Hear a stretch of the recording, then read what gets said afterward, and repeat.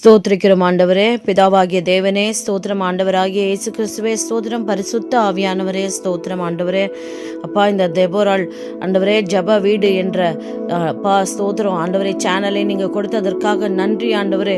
இதில் ஒவ்வொரு பெண்களுக்காகவும் ஆண்டவரே, கருவில் இருக்கிற பிள்ளை முதல் ஆண்டவரே ஸ்தோத்திரம் எல்லா முதியோர் யாவருக்காகவும் ஆண்டவரே ஜபம் ஏறெடுக்கும்படி ஆண்டவரே அப்பா நீர் எங்கள் இருதயத்தில் பேசி நீர் அப்பா நாங்கள் உத்தரவாதம் எடுத்து ஒவ்வொரு ஆத்மாவுக்காக ஒவ்வொரு பெண் பிள்ளைகளுக்காகவும் ஆண்டவரை செபிக்கிறோம் தகப்பனே. தாயின் வயிற்றில் உருவாகும் முன்னே அறிந்தேன் என்று சொன்னீர் ஆண்டவரே. அப்பா, கருவில் இருக்கிற பிள்ளை முதல் எல்லா பெண் பிள்ளைகளையும் தயவாய் தயவாய் விசேஷித்த தேவ பாதுகாவல் ஆண்டவரே பாதுகாக்கும்படியாய் செபிக்கிறோம்.